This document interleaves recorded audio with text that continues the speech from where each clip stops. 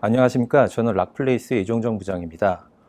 오늘 이 시간에는 오픈소스 DB 웹이나 첫 시간으로서 Azure Database for MySQL에 대해서 설명을 드리도록 하겠습니다.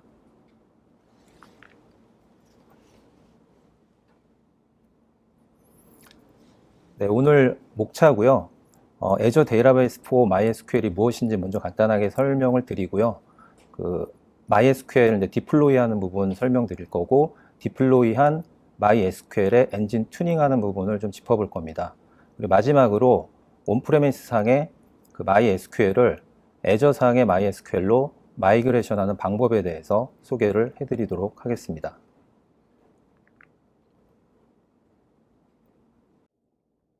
네, MySQL은 여러분들이 다 아시다시피 전 세계에서 가장 많이 사용하는 오픈소스 기반의 관계형 데이터베이스 관리 시스템입니다.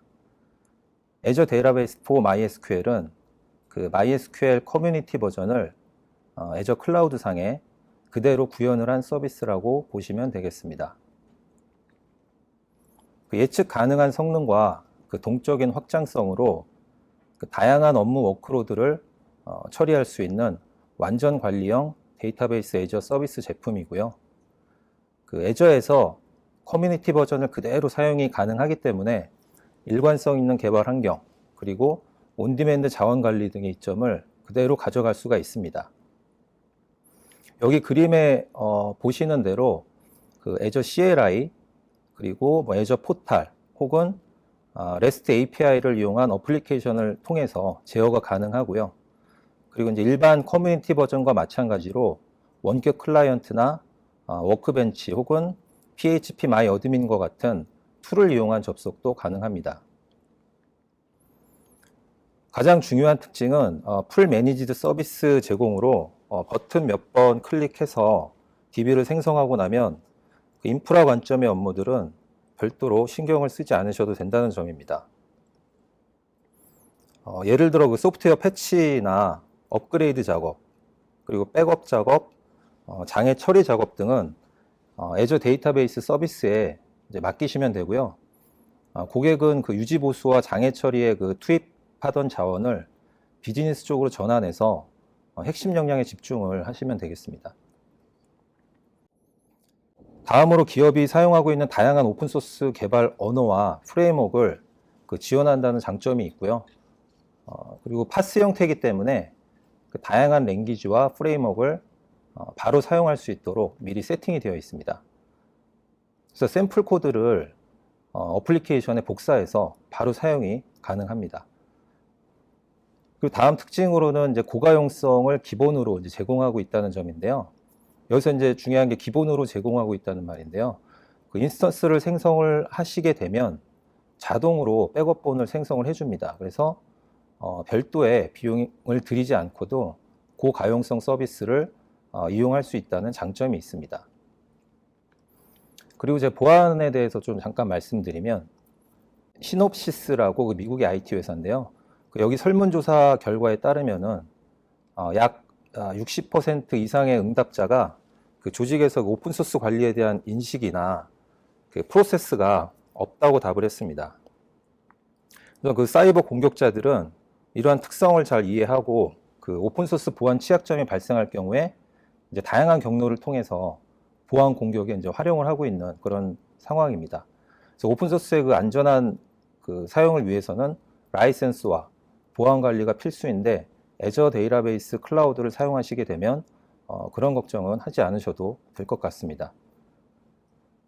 접근 제어 측면의 보안 서비스, 그리고 24시간 보안 모니터링 서비스를 제공하고 있기 때문이죠. 다음으로 고가용성을 기본으로 제공하면서도 매니지드 서비스를 포함한 월 비용 자체가 호스팅 서비스 대비 한 절반 정도 수준에 지나지 않습니다. 그래서 최적화된 비용 구조를 가져가실 수 있다는 게 큰 장점이라고 할 수 있겠습니다. 자, 그러면 방금 설명드린 MySQL Azure 클라우드 상에서 한번 디플로이를 한번 스텝 바이 스텝으로 해보도록 하겠습니다. 네, 화면 보시면서 궁금한 내용이 있으시면 바로바로 채팅창에 질문을 주시면 저희가 바로 실시간으로 답변을 드리도록 하겠습니다. 네, 먼저 준비하실 거는 이제 회원가입은 먼저 하셔야 될 것 같고요. 그리고 portal.azure.com에 접속을 하셔서 회원가입한 아이디로 이제 로그인을 해주시면 되겠습니다. 가장 먼저 하실 거는 이제 리소스 그룹 생성 부분인데요. 그 왼쪽 내비게이션 바에 그 리소스 그룹을 클릭을 하시고 리소스 그룹 추가 버튼을 클릭을 하십니다.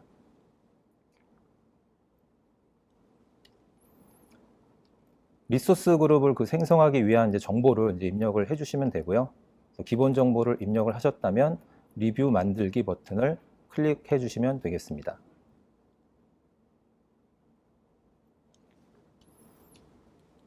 네, 그래서 방금 입력한 정보가 이상이 없다라고 하면 만들기 버튼을 클릭을 해주시고요. 자, 다음 그 리소스 만드신 그 그룹에 실제 이제 MySQL 서버를 이제 생성하는 부분입니다. 리소스 만들기 버튼을 클릭을 하시고 데이터베이스를 클릭을 하시고 이후에 Azure Database for MySQL을 클릭을 해주십니다.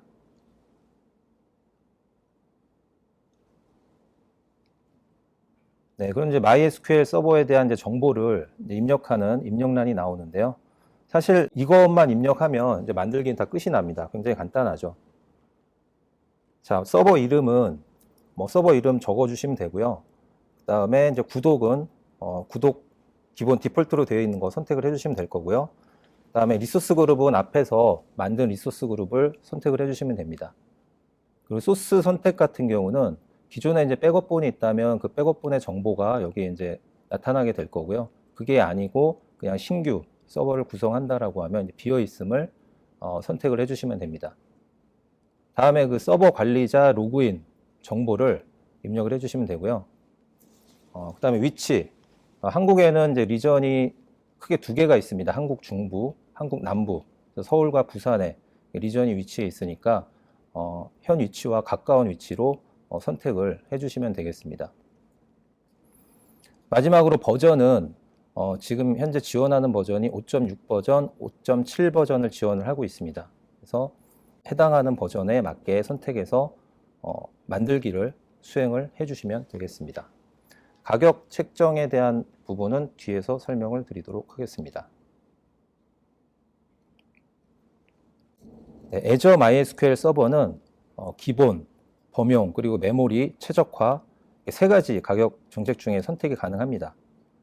그래서 가격 정책 계층은 프로비저닝 할 수 있는 자원의 V코어 수 그리고 메모리하고 스토리지 용량에 따라서 이제 구분이 되게 됩니다. 그래서 기본 티어 같은 경우는 이제 개발 서버나 그 소규모 서버 사용 시에 선택을 하시면 될 것 같고요. 범용 티어 같은 경우는 대부분 비즈니스 워크로드에 적합할 것 같습니다. 그리고 마지막 그 메모리의 최적화 티어 같은 경우는 메모리 고성능을 요구하는 서버 사용 시에 선택을 하시면 될 것 같습니다. 다음에 그 밑에 하단에 보시면 백업 중복 옵션이라고 되어 있는데요. 요거 간단하게 설명을 해드리면 로컬 중복하고 지역 중복이 있습니다. 그래서 기본 계층 같은 경우는 로컬 중복 백업 저장소만 제공을 하고 있고요. 범용하고 메모리 최적화 계층은 로컬 중복과 지역 중복 중에 선택이 가능합니다. 로컬 중복 백업은 쉽게 얘기해서 동일한 스토리지에 이제 백업본을 저장한다고 생각을 하시면 될 것 같습니다. 그리고 지역 중복 백업은 그 동일 지역이 아닌 다른 지역의 데이터 백업본을 가지고 있는 것입니다. 그래서 만약에 이제 사용자 실수로 테이블 작업을 하다가 만약에 장애가 발생을 했다. 그러면 로컬 중복 백업으로 바로 복구가 가능한 거고요. 지역 내 그 데이터 센터가 장애가 발생을 하거나 혹은 천재지변으로 장애가 발생을 했다. 그러면 지역 중복 백업으로 데이터 복구가 가능하다. 이렇게 이해하시면 될 것 같습니다. 일반적으로 그 전체 백업은 매주 수행이 되고요. 그다음에 차등 백업은 하루에 2번 수행이 되고 트랜잭션 로그 백업은 5분마다 수행이 되고 있기 때문에 언제 어느 때나 이제 복구가 가능한 그런 시스템으로 구성이 되어 있습니다.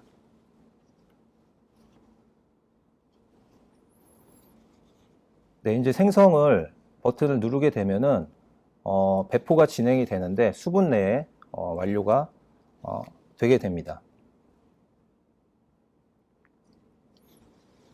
네, 완료가 되고 나서 방금 생성한 리소스 그룹을 선택을 하고 서버 이름을 선택을 하시면 다음과 같은 화면을 보실 수가 있을 겁니다.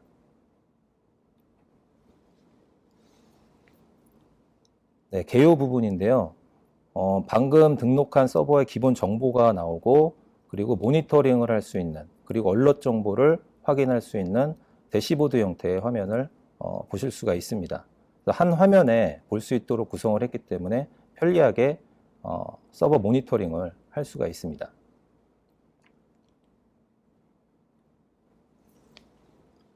다음은 방금 생성한 그 서버에 이제 접근을 하기 위해서 방화벽 설정을 하는 부분이 되겠습니다. 그 왼쪽 메뉴의 가운데 보시면 연결 보안 탭을 선택을 해주시면 되고요. 연결 보안 탭을 누르시면 이제 방화벽 규칙과 SSL 설정 이 두 메뉴를 볼 수가 있는데 이 방화벽 규칙란에 접속하고자 하는 클라이언트나 혹은 서버에 그 IP 정보를 입력을 해주시면 됩니다. 규칙 이름은 뭐 적당히 적어주시면 될 것 같고요. 시작 IP, 종료 IP 여기에 이제 만약에 IP가 그냥 하나의 IP다라고 하면 동일하게 적어주시면 되고 IP 대역이 들어간다라고 하면 시작 IP란, 종료 IP란에 적당히 IP 정보를 넣어주시면 되겠습니다. SSL 설정은 이제 기본으로 이제 디폴트로 이제 사용됨으로 되어 있습니다. 네. 그래서 프로덕션 DB에서는 보안을 위해서 가능한 필수로 적용을 하셔야 되겠죠. 다음으로 보안 관련돼서 한 가지 좀 더 설명을 더 드리면 앞에서 잠깐 언급을 드렸었는데 VNet 서비스라는 게 있습니다. VNet 서비스란 그 프라이빗 네트워크를 활용한 서비스로서 그 네트워크 수준의 보안 수준을 높일 수 있는 서비스인데요. 버추얼 네트워크 내부에서 데이터베이스 운용 시에 사용을 한다고 보시면 됩니다.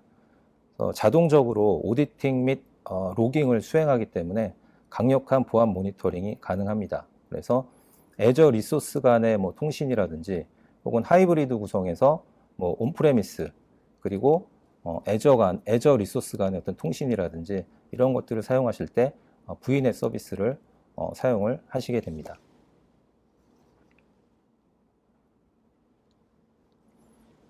네, 방화벽 정체까지 다 완료를 했다라고 하면 이제 클라이언트에서 실제 접속이 되는지 이제 확인을 해보시면 될 건데요. 여기서 두 가지 방법으로 MySQL 클라이언트로 한번 접속하는 방법 그리고 MySQL에서 공식적으로 지원하는 툴인 워크벤치에서 접속하는 방법 두 가지를 한번 살펴보도록 하겠습니다. MySQL 클라이언트 사용을 위해서 아래 그 다운로드 URL에 접속을 하셔가지고 네, 클라이언트 프로그램을 설치를 해주십니다. 그리고 아래 명령어, 접속 명령어대로 명령어를 치시면 되는데요. 혹시 모르는 분을 위해서 설명을 해드리면 처음에 이제 MySQL 하시고 -h, h는 이제 서버의 정보죠. 그래서 서버 이름을 그 -h 다음에 입력을 해주시면 되고, 그다음에 -u는 유저입니다. 그래서 유저의 정보 입력을 해주시고요. 그다음에 -p는 패스워드 정보인데 패스워드 정보를 여기다 치시면은 이제 패스워드가 오픈이 되는 거기 때문에 패스워드는 -p만 쳐주시고 아래에 이제 패스워드를 다시 한번 물어보게 될 건데요. 그때 패스워드를 입력을 해주시면 되겠습니다. 네, 앞에서 그 서버 개요를 이렇게 선택을 해보시면 이제 서버의 정보가 나왔었는데 이게 이제 그 정보입니다. 그래서 여기서 보시면 우측 상단에 그 서버 이름하고 그 서버 관리자 로그인 이름이 나오죠. 좀 길긴 한데요. 이 정보를 MySQL 명령 구문 주시고요. -u 하신 다음에는 이제 로그인 이름 myadmin 이 이후의 것 입력을 해주시면 되고요. 그다음에 -p는 이제 패스워드고 -h 그래서 호스트 네임도 마찬가지로 서버 이름 애저로 시작되는 요 서버명을 적어주시면 되겠습니다. 그래서 정상적으로 그 접속이 됐다라고 하면 아래 MySQL 프롬프트가 떨어지는 것을 확인하실 수 있을 겁니다. 예, 다음은 그 워크벤치 GUI 툴 접속하는 방법입니다. 마찬가지로 아래 URL에서 워크벤치 그 툴을 설치를 해 주시고요. 그 접속을 위해서 MySQL 커넥션 그 옆에 이제 플러스 버튼 되어 있는데 요거 클릭하신 후에 테스트 커넥션 정보를 다 입력을 해 주신 후에 앞에서 말씀드렸던 서버 정보, 그다음에 유저 정보 이런 정보들, 그리고 포트 정보 이런 정보들 넣어 주시고 테스트 커넥션을 클릭을 합니다. 그래서 결과가 뭐 successfully 뭐 이렇게 나오게 되면 테스트가 이제 성공이 된 거고요. 성공이 되면은 이제 접속 창이 하나가 생기죠. 그래서 요거를 더블 클릭하시면 GUI 툴로 실제 우리가 금방 생성한 애저상의 MySQL에 이제 접속한 것을 이제 확인을 하실 수가 있습니다. 네, 다음은 이제 저희가 그 방금 생성한 그 MySQL 인스턴스의 그 엔진 튜닝하는 포인트에 대해서 조금 살펴보도록 하겠습니다. 그 다른 DBMS도 마찬가지지만 그 오픈소스 DBM MySQL 경우에도 그 서버 매개 변수의 설정에 따라서 천차만별의 성능을 보일 수가 있습니다.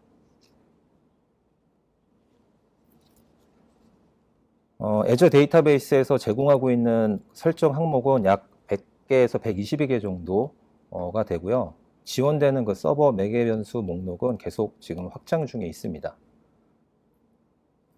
그래서 보시면 이제 조정해야 되는 이제 설정을 찾고 맨 오른쪽에 이제 설명이 나와 있죠. 그래서 이 설명의 열을 검토를 하시고 뭐 용도나 이제 허용되는 값은 가운데 이제 그 수치가 나와 있는데 이 값의 오른쪽에 보시면 느낌표 모양이 있잖아요. 여기를 클릭을 해 보시면 허용되는 수치 값이 어디서부터 어디다 이런 설명이 나오거든요. 그래서 이런 것들 정보를 참고해서 입력을 해 주시면 되겠습니다.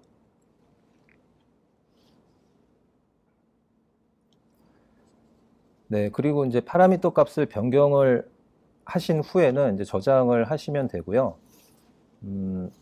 저장하신 후에 뭐 그 수치를 잘못 저장했다라고 하면 다시 기본 값으로 돌릴 수 있는 언두 버튼도 사용을 하실 수가 있습니다. 네, 여기 모두 기본 값으로 다시 설정을 누르시면 디폴트 값으로 다시 원복을 하게 되죠.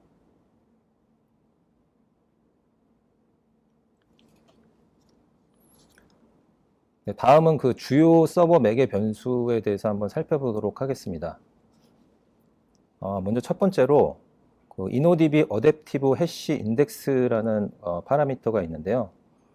이거 같은 경우는 이제 그 조회가 많은 서비스에서 좀 유용한 파라미터인데 그 자주 사용되는 그 데이터 값을 비트리가 아닌 그 해시 인덱스를 통해서 직접 접근을 함으로써 어떤 경합에 대한 부하를 줄이는 그런 파라미터가 되겠습니다. 그래서 요거는 그 디폴트 값을 그냥 on으로 유지를 하시면 될 것 같고요. 그 다음에 두 번째로 InnoDB 스레드 컨커런시, 이거는 이제 동시에 수행되는 OS 스레드의 유지 수입니다. 이것도 마찬가지로 디폴트 값을 유지를 하시면 될 것 같습니다. 0은 이제 그냥 최대한으로 이제 접속을 가능하게 하는 그런 기본 값이 되겠습니다. 다음은 InnoDB IO Capacity라고, 요건 이제 백그라운드로 수행되는 IO의 이제 처리량인데 버퍼풀 플러시하고 관련된 변수입니다. 그래서 이거는 디스크의 IOPS 값이 만약에 좋다라고 하면 기본 값이 200으로 되어 있는데요. 이거보다 좀 높여주면은 성능에 훨씬 도움이 되겠습니다. 다음으로 이제 그 InnoDB Read IO, Write IO가 있는데요. 이건 이제 리드 수행을 위한 IO 스레드 수, Write 수행을 위한 IO 스레드 수가 되겠습니다. 이거 같은 경우는 이제 서버의 성능이나 업무 성격에 따라서 적절히 조정해서 설정을 하시면 되겠습니다. 기본이 이제 4로 설정이 되어 있는데요. 만약에 V코어라든지 메모리를 좀 높게 사용을 하신다라고 하면은 이 값을 조금 높여주시면 성능에 도움이 되겠습니다. 그다음에 그 마지막으로 그 트랜잭션 아이솔레이션이라는 값이 있는데요. 이것은 그 데이터 동시성 관련 파라미터입니다. 그래서 트랜잭션 레벨로 4가지 옵션이 존재를 하고요. 디폴트 모드는 리피터블 리드로 되어 있는데 요 리피터블 리드 상태에서 뭐 insert into select 혹은 그 create table as select 요런 구문을 이제 사용을 할 때 그 참조 테이블의 그 데이터 변경 작업이 대기 상태로 이렇게 빠질 수가 있거든요. 그래서 이 경우에는 read committed로 모드로 변경을 하시면 네, 해결이 되게 되겠습니다. 네, 그리고 그 파라미터 타입을 보시면 다이나믹이 있고 이제 스태틱이 되어 있는데, 다이나믹 같은 경우는 이제 운용 중에 변경하고 적용을 하면 바로 적용이 되는 이제 옵션이고, 스태틱 같은 경우는 이제 서버를 재시작해야 반영이 되는 옵션이니까 참고를 해주시면 되겠습니다. 다음은 약간 주의사항인데요. 이제 구성 불가능한 서버 매개 변수가 있는데, InnoDB 파일 퍼 테이블 같은 경우는 이제 기본 계층에서는 5% 고정이 되어 있습니다. InnoDB 파일 퍼 테이블 같은 경우는 이제 테이블 생성 시 데이터를 공유 테이블 스페이스에 추가할지 혹은 개별 테이블에 추가할지 이제 결정하는 그런 파라미터인데, 데이터가 많다면 분리해서 관리하는 게 좋겠죠. 그래서 기본 계층에는 5% 고정이 되어 있지만 그 이상 계층에서는 온오프 선택을 하실 수 있으니까 참고하시면 되겠습니다.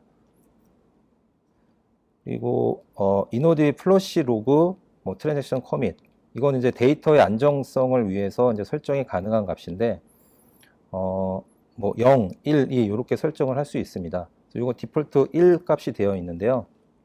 1로 설정을 하시면 그 0과 2에 비해서 예를 들어서 빠른 SSD를 사용하시면서 1이라는 옵션을 주신다라고 하면 0이나 2 옵션에 비해서 좀 더 빠른 성능을 보실 수가 있으니까 참고하시면 될 것 같고요.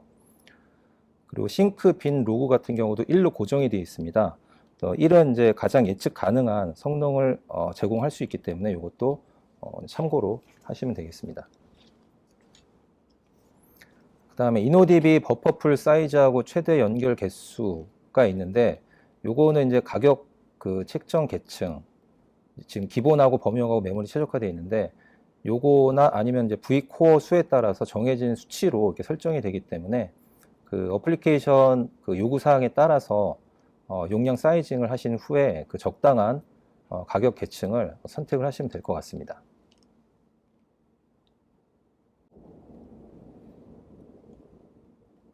네, 여기 좀 더 이제 상세하게 나오는데요. 이제 기본 모듈 같은 경우는 이제 V코어 수가 2개까지, 그리고 범용 티어는 64개까지, 메모리 최적화는 32. V코어 메모리 수, 저장소 크기, 이런 것들 참조하시면 될 것 같고요. 네, 이것도 아까 앞에서 설명드린 부분이기 때문에 참고하시면 될 것 같습니다.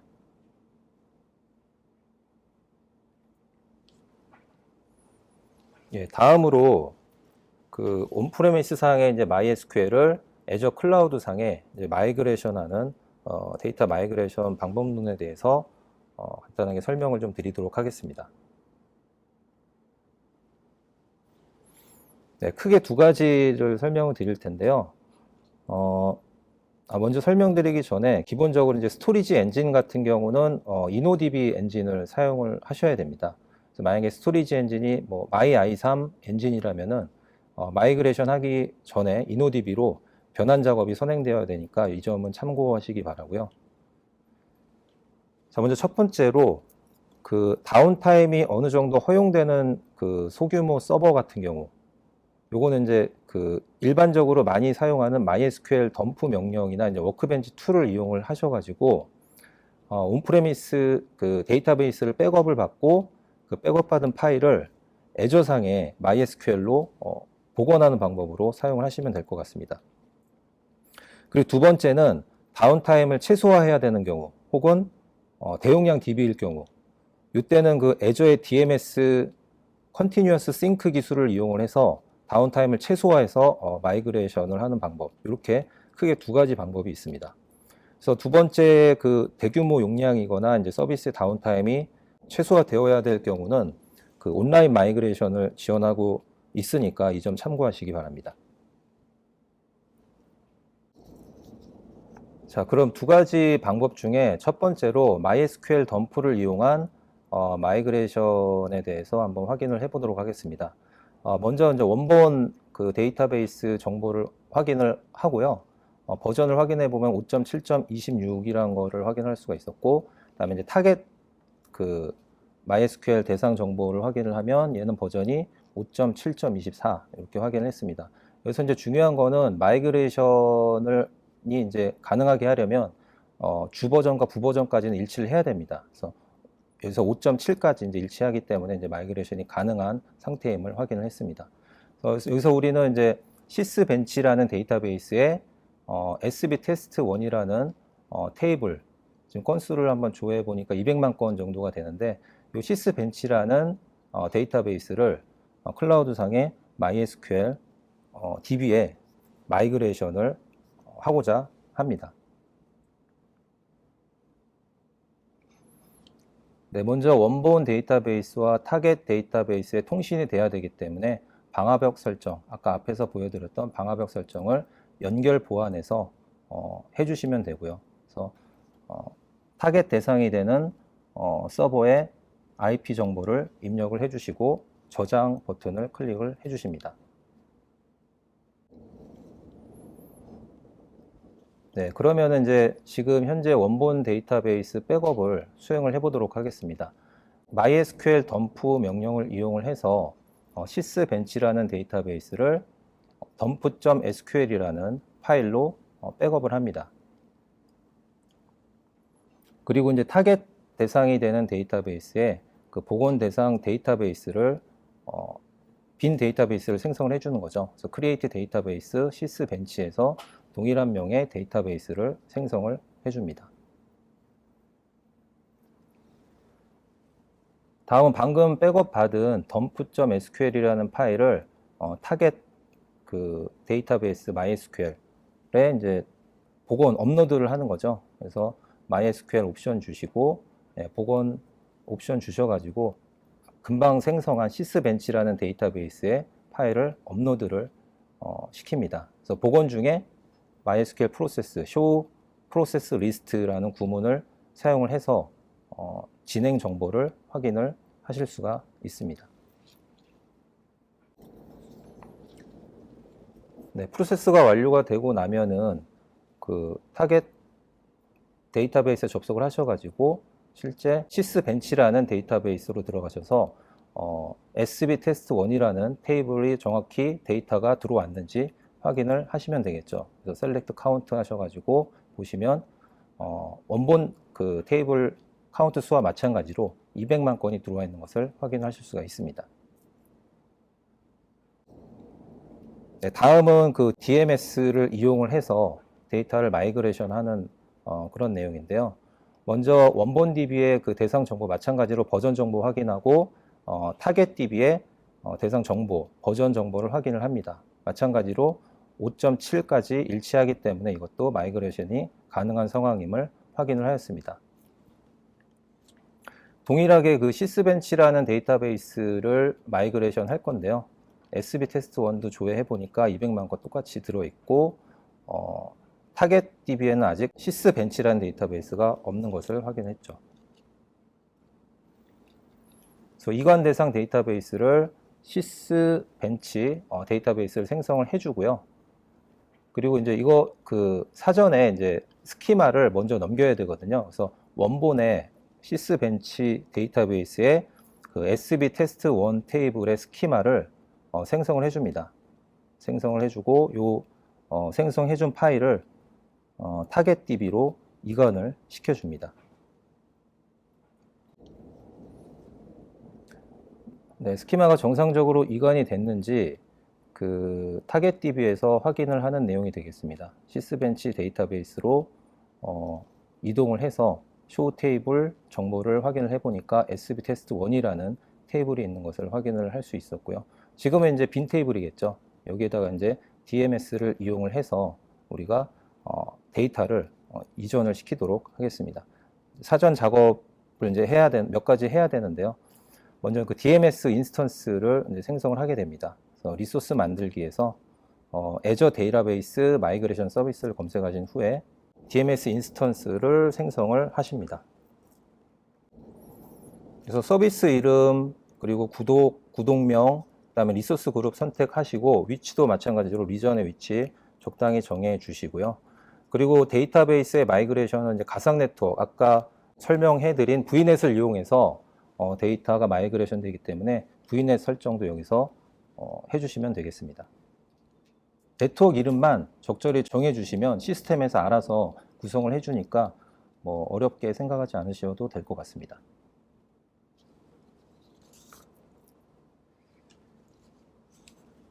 다음에 이제 가격 책정 계층 선택을 하시는 부분인데요. 표준 같은 경우는 DMS의 가격 계층 크게 두 가지가 있습니다. 표준과 프리미엄이 있는데, 표준 같은 경우는 이제 그 오프라인에서 데이터를 마이그레이션하는 그런 옵션이 되겠고요. 프리미엄 같은 경우는 오프라인과 온라인 두 가지 다 지원을 하는 그런 계층이 되겠습니다. 여기서 저희는 온라인으로 데이터 마이그레이션 할 거기 때문에 프리미엄 계층을 누르고 확인을 하도록 하겠습니다. 네, 다음으로 이제 마이그레이션 프로젝트를 생성을 해 주셔야 되는데요. 모든 서비스에서 애저 데이터베이스 마이그레이션 서비스를 검색을 해서 클릭을 해줍니다. 그래서 앞 단계에서 생성한 마이그레이션 서비스 테스트라는 서비스를 선택을 하시고요. 마이그레이션 프로젝트를 생성을 해주십니다.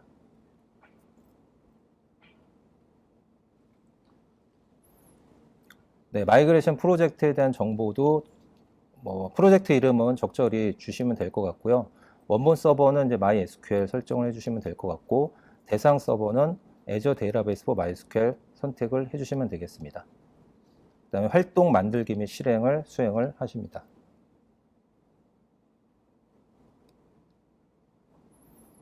네, 마이그레이션 마법사가 수행이 되고요. 원본 그 서버의 정보를 이제 입력을 해주시면 되겠습니다. IP 정보, 포트 정보, 그다음에 사용자 정보 입력을 해주시고요. 마찬가지로 타겟 서버에 대한 서버 정보 입력을 해주시면 되겠습니다. 그다음에 우리가 이관시킬 그 데이터베이스는 시스벤치이기 때문에 시스벤치 데이터베이스를 설정을 해주시고 저장을 클릭을 해주십니다. 네, 다음은 이제 고급 옵션인데요. 동시에 로드할 수 있는 테이블 수나 LOB의 크기를 제한한다거나 이런 설정을 여기서 추가로 진행을 하실 수가 있습니다. 다음에 마이그레이션 프로젝트 이름을 적어 주시고, 네, 마이그레이션 실행을 누르면 이제 바로 데이터베이스 마이그레이션이 실행이 되게 되겠습니다. 지금 수행 중인 DMS의 웹 화면이고요. 여기 보시면 이제 마이그레이션 수행 중 상태를 확인할 수가 있는데, 그 예상 어플리케이션 가동 중지 시간이라는 정보가 있습니다. 그래서 이곳에서는 그 원본 데이터베이스의 전체 그 데이터 동기화 이후에 그 변경된 데이터 복제 시에 걸리는 시간을 여기서 이제 알려주게 되는 거고요. 그래서 해당 정보를 확인 후에 그 서비스 정지 시간에 대한 그런 대응을 좀 할 수가 있겠죠. 프로세스 상태도 show 프로세스 리스트라는 구문을 이용을 해서 확인을 하실 수가 있습니다.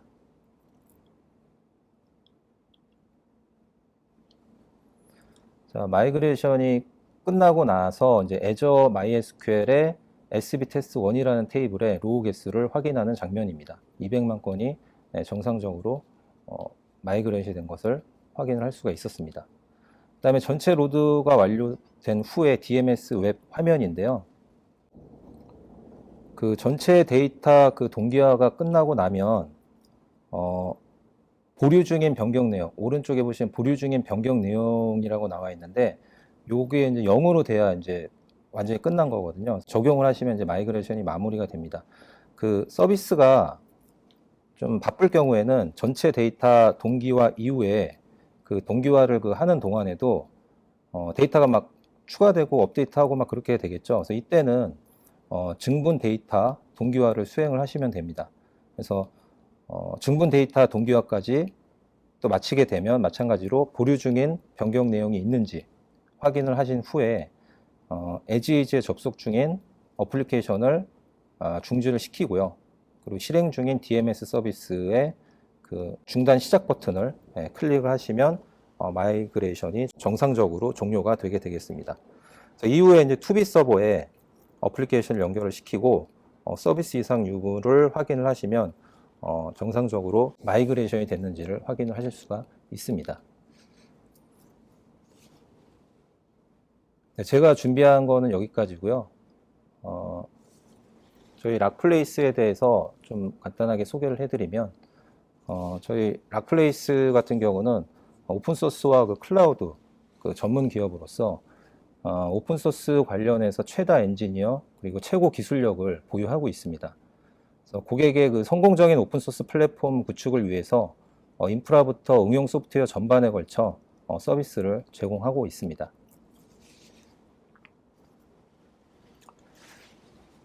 네, 오늘 그 애저 데이터베이스 포 MySQL에 대해서 그 설치부터 그 마이그레이션까지 한번 살펴봤는데요. 그 급변하는 비즈니스 환경에서 여러분들 비즈니스의 속도를 높이고 이를 기업의 경쟁력으로 가져가고 싶으시다라고 하면 주저 마시고 저희 락플레이스에게 연락을 주시기 바랍니다. 여러분들이 고민하는 클라우드의 상담을 저희가 바로 해결할 수 있도록 노력을 하겠습니다. 감사합니다.